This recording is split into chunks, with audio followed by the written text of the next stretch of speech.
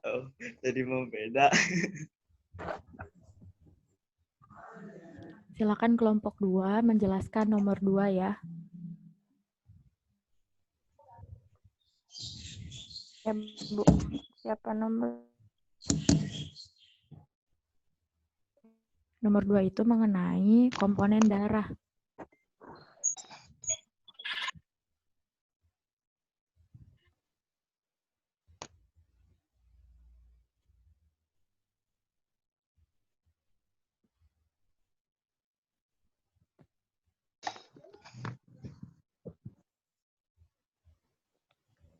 Kelompok 2, kalau misalkan kelompok 2 belum ada perwakilannya, kita lanjut ke kelompok 3 dulu. Kelompok 3, oh kelompok 2 ada. Pak.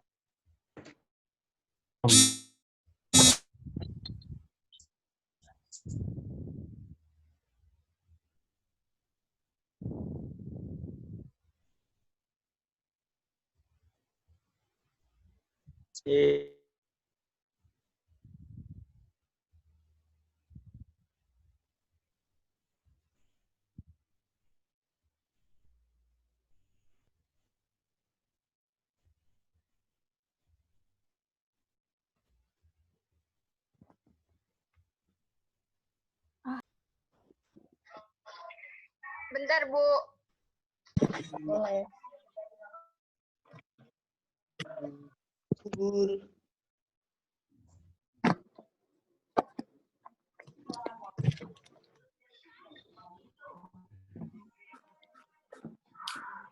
Waalaikumsalam.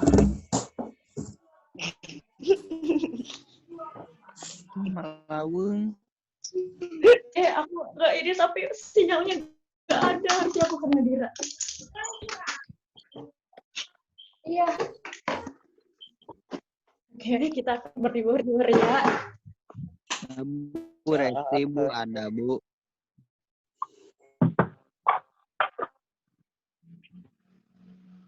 Darawat dawat. Sareng Nur Tasya ta Bu.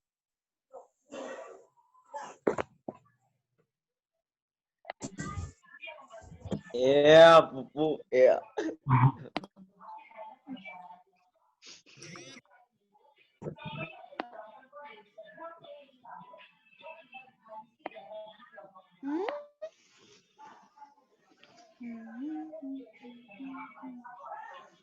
Kalau nanti bumi berputar. Mana kelompok 2? Mana?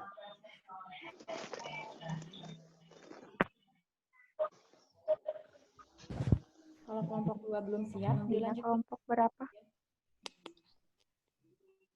Pung eraik dikitukeun teh pung make eta. Ah.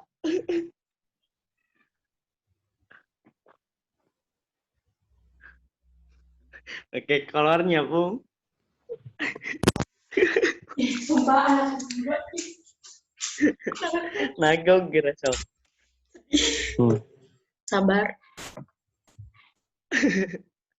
Pupung naya 2 euy. Oh, Ayo, kelompok 2. Siapa tuh? Ayo, kelompok 2. Kalau misalkan tadi teh ada. kita lanjut dulu ke kelompok 3 ya. Amel. Silakan kelompok 3 menjelaskan mengenai Oke, nomor 1 bagian.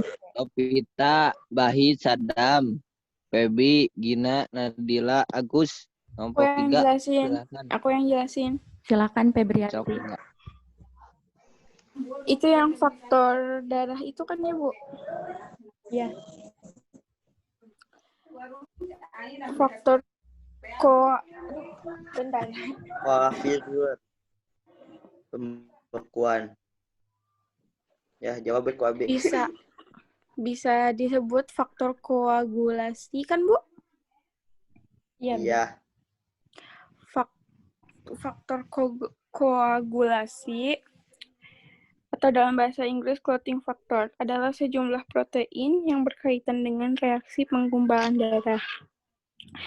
Faktor koagulasi terdiri dari faktor 1. Fibrinogen, faktor 2.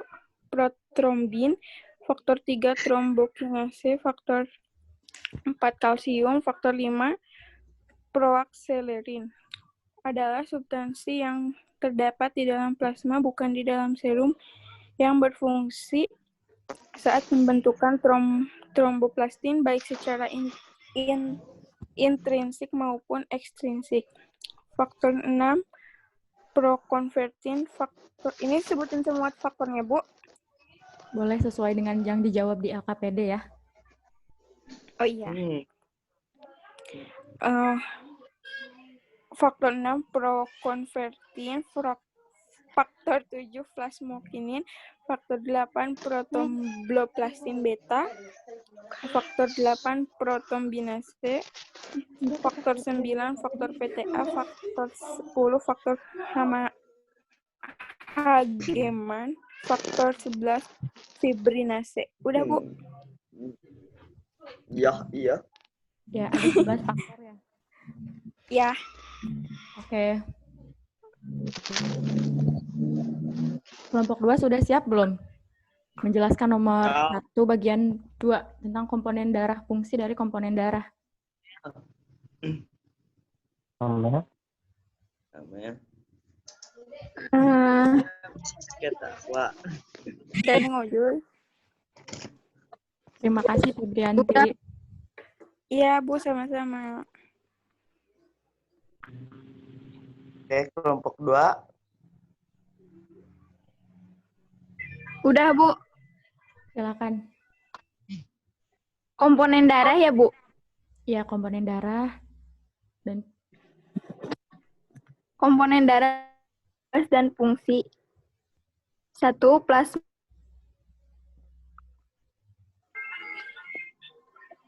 Ya, atau leukosit. Memiliki jumlah yang jauh lebih sedikit. 4. Trombosit. Keping darah.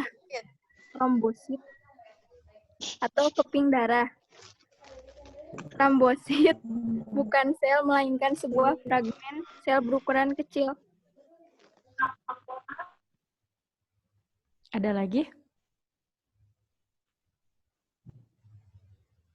Bentar, Bu.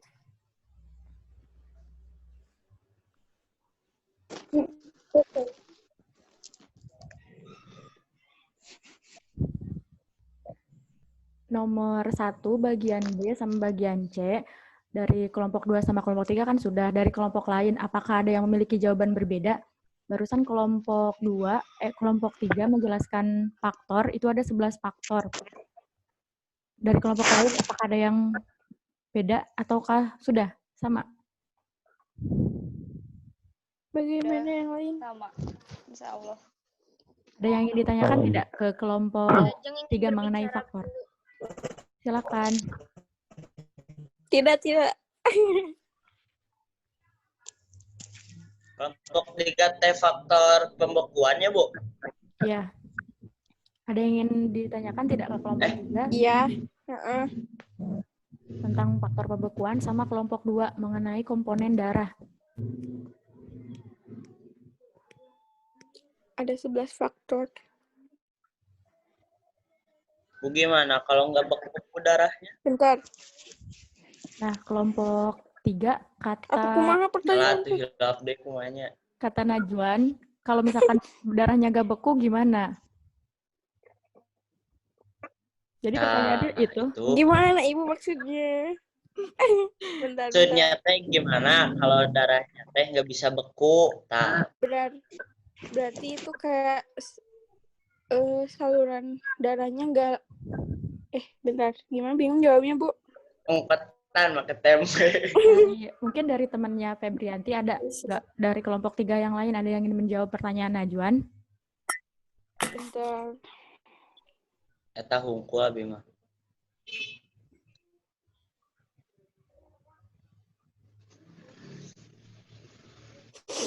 Bentar, Bu. Oke, sambil mempersiapkan kelompok 3 menjawab, sekarang ke kelompok 2. Dari kelompok yang lain, ada yang ingin ditanyakan tidak mengenai fungsi dari komponen darah? Tentang apa, Bu, kelompok 2? tentang komponen darah. Tadi disebutkan 4 ya. Komponen darah. Ada plasma darah, eritrosit, Iya. leukosit, sama trombosit. Dari kelompok lain ada yang beda tidak? Barangkali komponen darahnya ada yang nambah 1. Tidak ada. Bentar, Kalau Bu. Pak, misalnya kalau lupa kegores, terus trombositnya kurang gimana? Semuanya nanya teh, pusing. Oh, deh. Nanyanya yang kayak dimengerti Ya. oleh semua. Jadi Najwan bertanya ke kelompok 3. Kalau misalkan kita luka tapi trombositnya kurang gitu. Trombositnya yang kurang. Ya, Lukanya bisa berhenti atau tidak gitu. betul, Bu. Itu maksudnya. Kelompok 2 teh tentang Komponen darah. komponen darah sama peredaran darah, Bu. Termasuk enggak, Bu? Peredaran darah kita akan bahas di pertemuan selanjutnya. Oh, berarti beda. Pembunuhan hese. Saya boleh bertanya gak? Mangga Natasha. Nanya ke kelompok mana? Bagaimana jika kita sedang terluka, ternyata darahnya tidak bisa membeku. Kenapa hal itu bisa terjadi? Oke. Sama yang ditanyain. Apa yang Beda. Ini hampir sama-sama Najwan ya. Banyak makan Najwan toge ya, yang biar tadi. beku darahnya. Bentar, Ibu. Oke. Kalau gitu kita lanjut Oh, ini dulu nih. ke kelompok. Oh, silakan Febrianti. Udah ada jawabannya. Itu berarti disebut memiliki darah kental. Betul nggak, Bu? Jadi Ya. kan Silakan dijawab dulu ya. gimana sih? Memiliki darah kental, hiperkoagulabilitas akan meningkatkan risiko Anda mengalami penggumpalan darah secara spontan. Tanpa penanganan yang tepat, penggumpalan darah yang tidak normal dapat menghambat aliran darah dan mengganggu berbagai fungsi organ tubuh. Hal ini kemudian dapat menimbulkan masalah kesehatan. Penggumpalan darah sebenarnya merupakan respons alami tubuh untuk menghentikan perdarahan dan menyembuhkan luka. Namun, jika terjadi secara tidak normal, penggumpalan darah dapat menyebabkan beragam gangguan kesehatan seperti emboli paru, penyakit jantung, deep vein trombosis, stroke, trombosis arteri, dan gangguan ginjal. Oke. Namun, jika terjadi secara tidak normal, penggumpalan darah dapat menyebabkan beragam gangguan kesehatan seperti emboli paru, penyakit jantung, dan gangguan ginjal. Ya.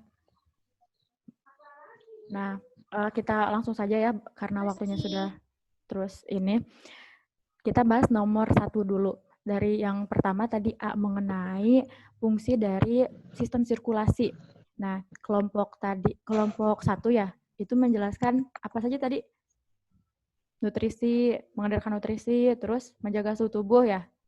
Nah, mengedarkan hormon, nutrisi, kemudian oksigen dan lain sebagainya itu masuknya ke fungsi transportasi. Jadi fungsi sirkulasi itu ada 4. Yang pertama itu sebagai transportasi, yang tadi mengedarkan nutrisi, terus mengedarkan oksigen, karbon dioksida, dan hormon, enzim, dan lain sebagainya. Nah, kemudian tadi juga sudah disebutkan yang kedua, itu mengenai menjaga suhu tubuh agar tetap seimbang. Nah, karena tubuh kan ketika kita makan, tubuh kan mengeluarkan panas ya gitu.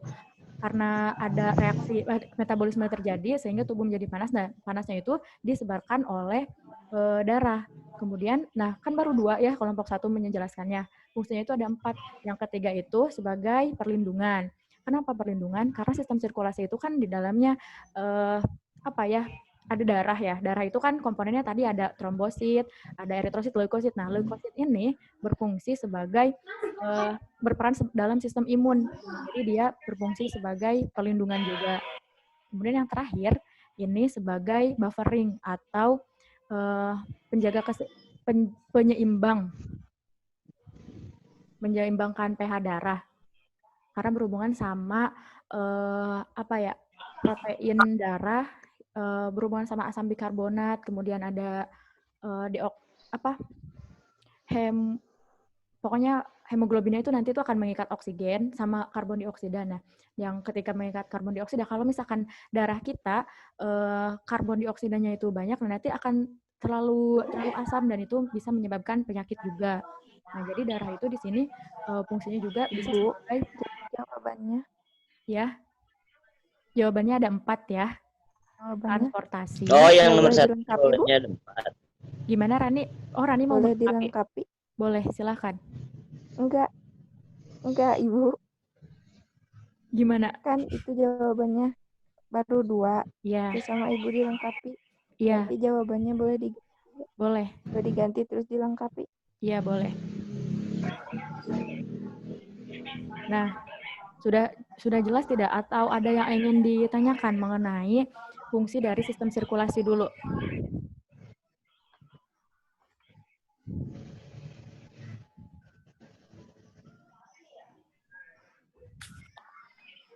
Jadi yang terakhir itu buffering ya atau penyangga.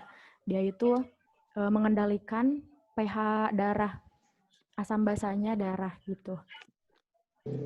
Mengenai nomor 1 ada yang ingin ditanyakan dulu atau tidak?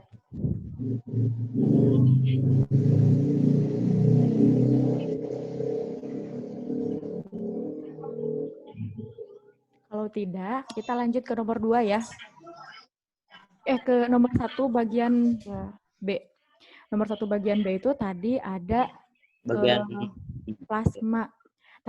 Tapi di Ibu tadi sinyalnya Amel agak tersendat-sendat gitu. Jadi bagian plasma, eritrosit sama leukosit. Ibu tidak mendengar itu. Yang tadi trombosit dulu ya. Trombosit memang benar. Jelaskan ulang sama dia. Dia itu bukan sejenis sel tapi merupakan seperti serat seperti itu. Fungsinya itu berperan dalam pembekuan darah. Jadi nanti ketika kita terluka yang berperan itu trombosit. Gitu. Kemudian tadi fungsi leukosit apa? Kelompok 2.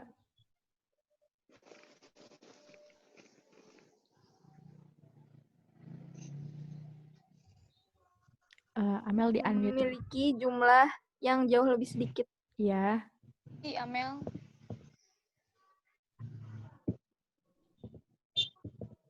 Apa, Bu?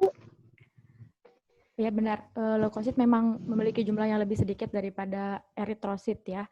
Berperan dalam tadi sistem imun. Jadi karena dia itu memiliki bagian-bagian kayak ada monosit, ada tahu nggak kalau misalkan sel darah putih yang memiliki granula itu disebutnya apa?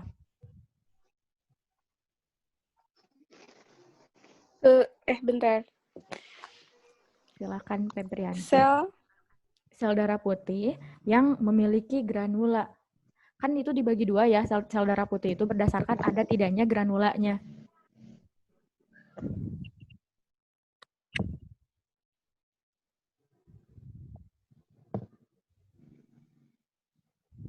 Oke, langsung aja ya. Granulosit. Iya benar, granulosit sama leukosit. Berarti granulosit yang itu kan, Bu? Iya benar. 1 granulosit, yang kedua berarti ya. Granulosit sama agranulosit. Nah, kalau misalkan yang granulosit itu berarti apa aja? Ada apa aja yang granulosit? Bentar.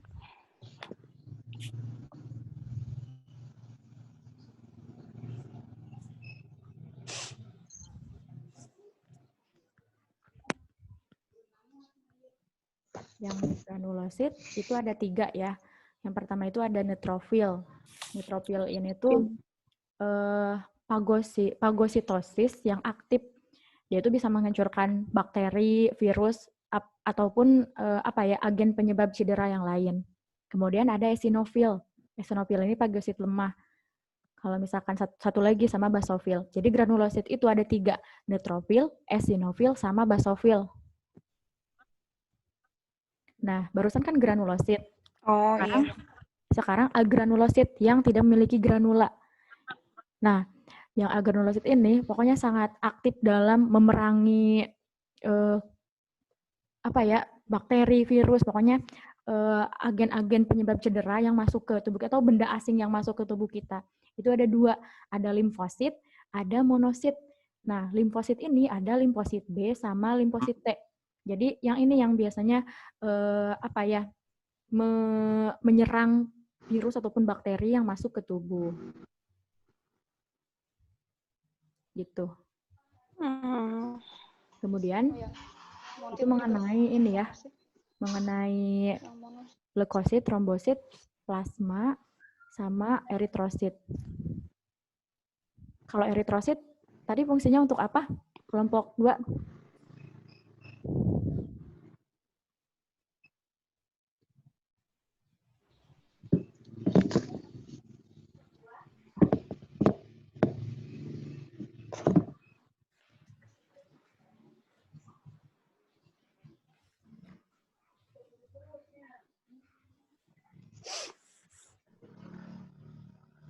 Untuk membawa oksigen.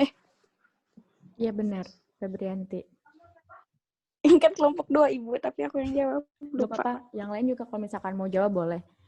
Fungsi dari eritrosit untuk mengikat oksigen. Ya, benar. Siapa yang mengikat oksigennya itu siapa? Apanya bagian dari eritrosit yang mengikat oksigen? Hemoglobin. Iya benar. Jadi hemoglobin ya. Eritrosit ini dia itu dulunya tuh punya inti sel, tapi ketika dia berubah menjadi sel yang sekarang itu si inti selnya nggak ada, jadi hilang. Kenapa? Karena kan dia jadi si bentuknya juga jadi bikonkav kan, jadi cekung kayak gitu.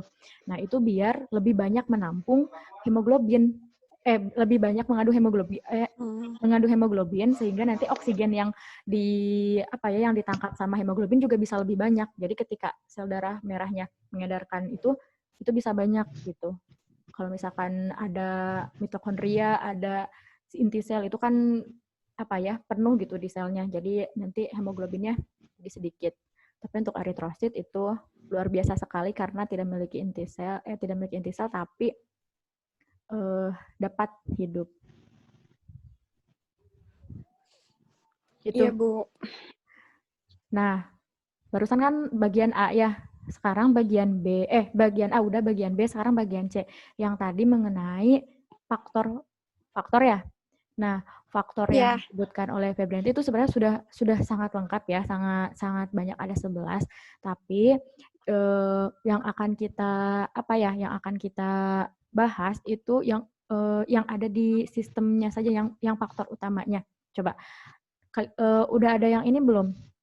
Kita lanjut ke nomor 2 dulu, nanti berhubungan sama yang nomor 1 bagian 3. Nomor 2 itu mengenai skema pembekuan darah kelompok 4 berarti. Kelompok 4 silakan. Kelompok 4 siapa?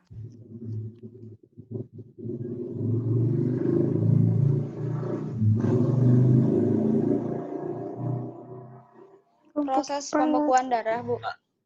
Iya. Kelompok 4. Proses pembekuan darah atau disebut juga koagulasi. Betul, Bu? Iya. Awalnya itu terjadi luka, kemudian terjadinya adanya luka, kemudian trombosit membentuk sumbatan. Sumbatan ini diakibatkan karena adanya pembuluh darah yang rusak atau ada luka tadi tersebut. Kemudian terjadinya pembekuan darah. Faktor-faktor pembekuan darah memberi sinyal terhadap satu sama lain untuk melakukan reaksi berantai yang cepat. Reaksi ini disebut sebagai tadi koagulasi. Kemudian ada penghentian proses pembekuan darah. Setelah dihentikan, adanya perlahan-lahan tubuh membuang sumbatan jaringan kulit yang rusak atau sembuh. Kemudian terjadilah mana tadi teh? Trombosit yang pecah, atau secara singkatnya trombosit pecah, kemudian mengeluarkan trombokinase, kemudian membentuk protombin, kemudian menjadi trombin, ke fibrinogen, dan akhirnya menjadi fibrin. Nah, ya, yang itu ya mekanisme yang benar gitu ya. Ya. Jadi ketika luka pecah, kemudian trombositnya pecah, ketika luka trombositnya pecah, mengeluarkan apa tadi? Trombokinase. Ya, trombokinase. Dan menjadi protombin. Kemudian protombin ini akan menjadi apa? Dengan bantuan apa? Ca2+ dan vitamin K. Ca2+ teh K. Iya, kalsium. Dan vitamin. Ya. Kemudian menjadi trombin. Setelah menjadi trombin, menjadi fibrinogen, dan akhirnya menjadi fibrin. Nah, iya. Nah, jadi berhubungan sama ini, yang faktor pembukuan tadi juga gak jauh-jauh dari yang ini. Sebenarnya memang benar ya, ada apa ya, banyak ada faktor hemofilia berapa kayak gitu. Cuman itu terlalu luas bahasannya. Untuk sekarang kita hanya membahas yang berhubungan dengan yang tadi temanya saja. Iya, jadi faktor pembekuannya berarti gak jauh-jauh dari sana. Berarti apa aja tadi? Ada ion kalsium, ada vitamin K, terus ada apa lagi? Fibrinogen. Fibrinogen. Terus? Trombokinase. Trombokinase atau tromboplastin. Kalau proakselerin enggak ya, Bu? Apa? Proakselerin, faktor yang kelima itu.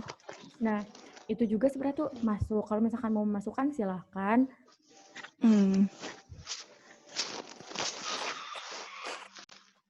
Kayak gitu. Itu ya. Ya, Bu. Ada yang ingin ditanyakan dulu tidak mengenai pembahasan nomor 1 sama barusan nomor 2? Nomor 2 mengenai pembekuan darah. Sebelum kita lanjut ke pertanyaan yang tadi dari Najwan sama dari Natasha.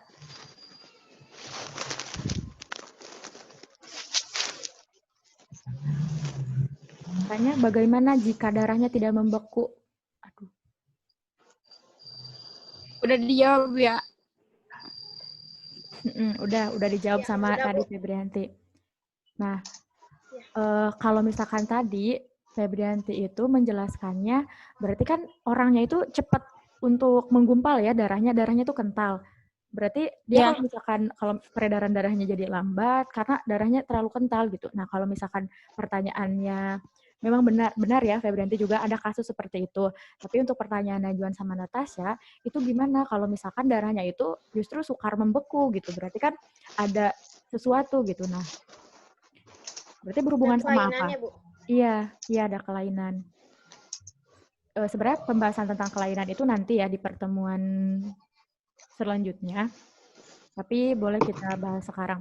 Jadi untuk yang darahnya, kalau misalkan luka, darahnya sukar untuk membeku, itu nama penyakitnya itu hemofilia. Nah, hemofilia ini.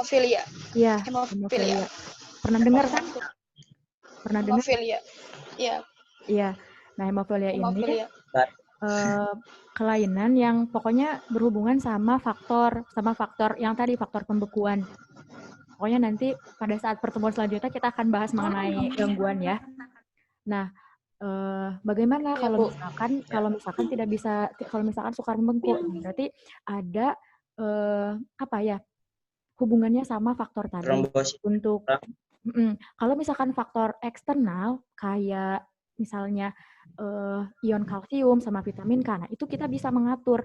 Kayak berarti kita harus banyak konsumsi makanan yang mengandung misalnya vitamin K ataupun ini ion kalsium ya. Tapi untuk yang hemofilia itu biasanya ada faktor internalnya gitu. Bagaimana Najwan sama Natasha, apakah sudah jelas atau masih ada pertanyaan lanjutan? Sudah Bu, Udah sudah Bu, jelas. jelas Bu. Oke. Nah, berarti sekarang masuk Terima ke kasih Bu. sama-sama. Masuk ke kelompok 5 ya. Nah, kelompok 5 Saya pakai apa? berarti menjelaskan nomor 3. Kelompok 5 sudah ada perwakilannya belum? Soalnya di grup tidak ada yang mengisi list kelompok 5. Sudah Bu. Siapa? Pupung? Pupung. Silakan. Mengenai golongan darah dan juga hubungannya sama transfusi darah.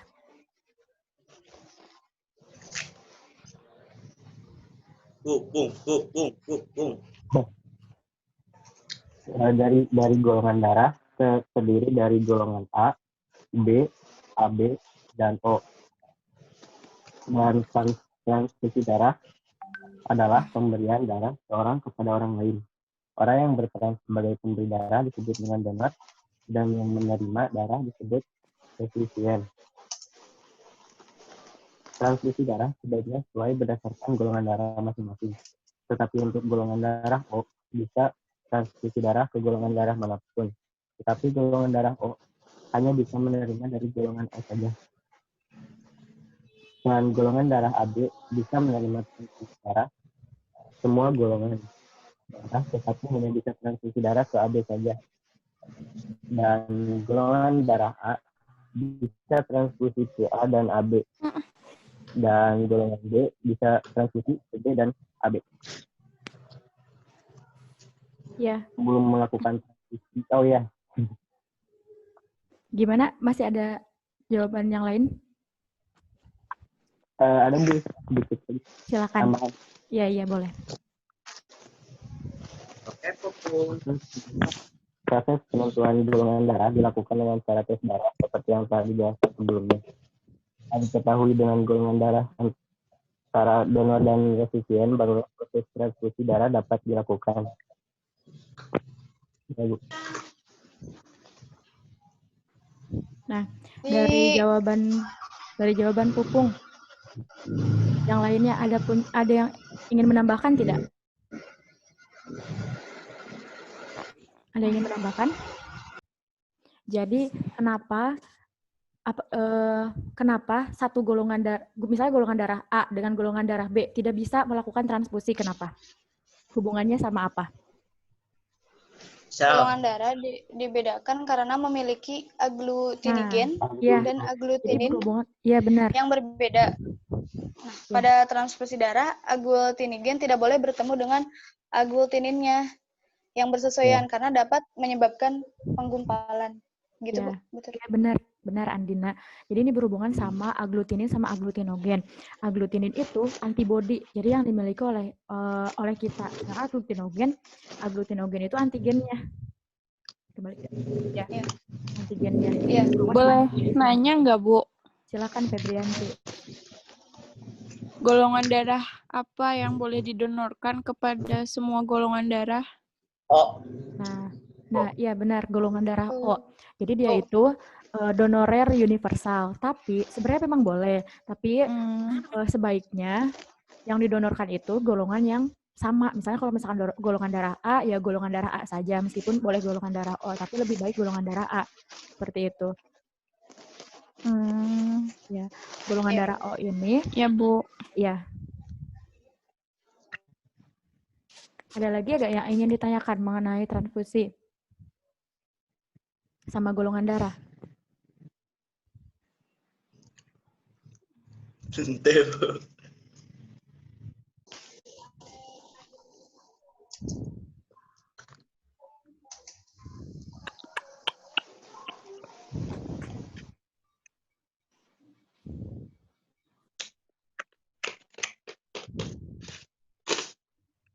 Ada yang ingin ditanyakan tidak sebelum kita akhiri? Habis. Transfusi darah juga. Eta, Bu. Silakan. Andina. Najwan. Sok, Andina. Pak Andina, silakan.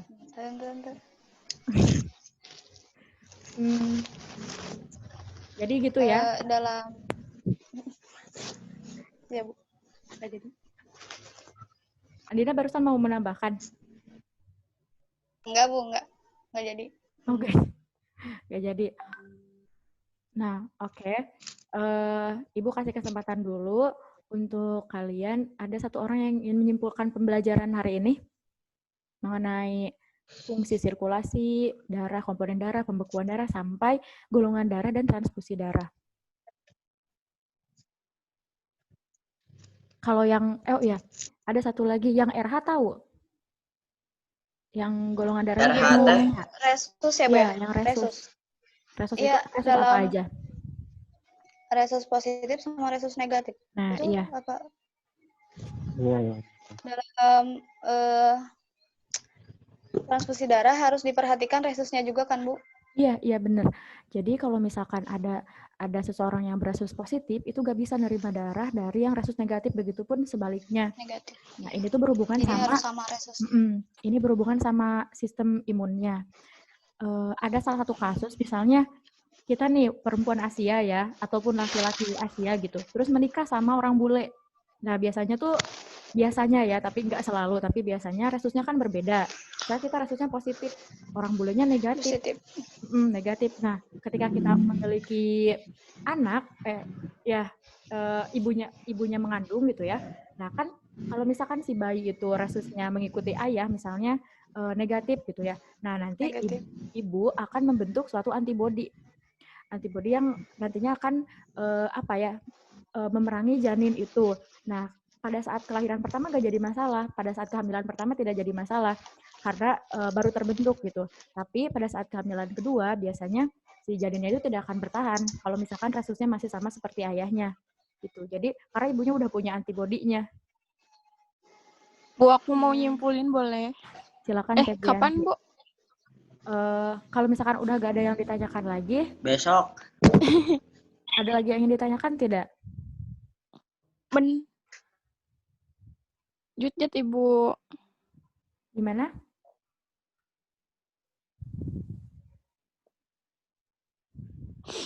Menurut. Silakan. Febrianti mau menyimpulkan? Iya, menurut aku ya, Bu. Iya, boleh.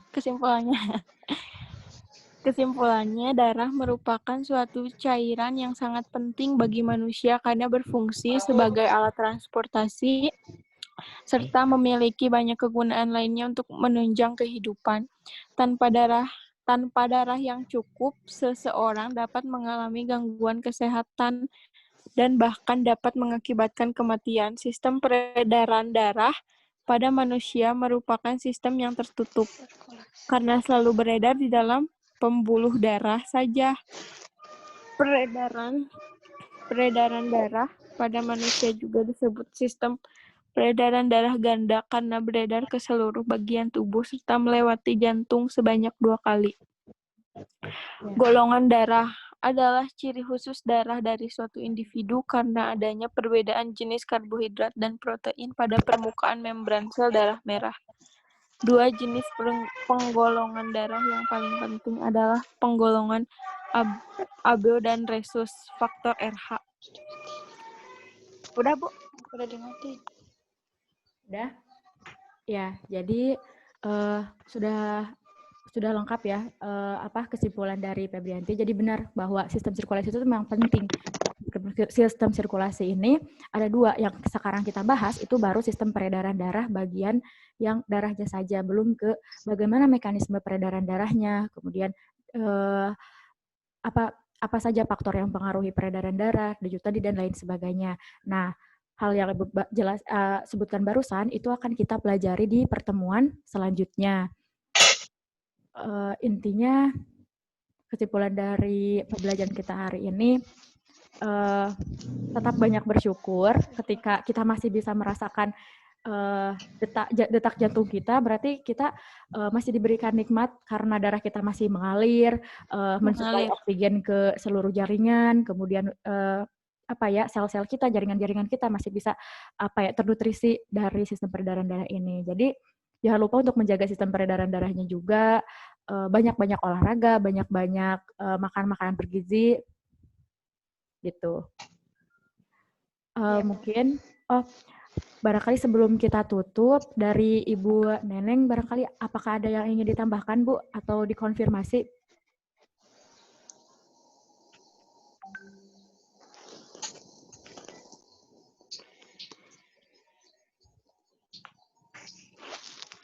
Sudah cukup?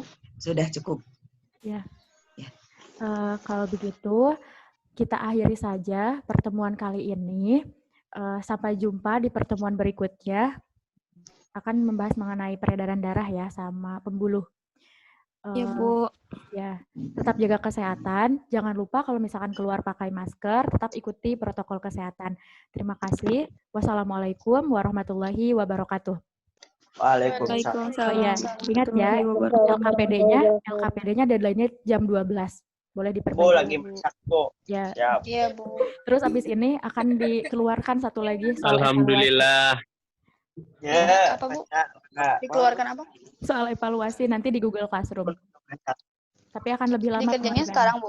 Enggak, akan lebih lama. Deadline-nya akan lebih lama. Jadi Anda leluasa untuk mengerjakan. Iya, Bu. Ya, Bu.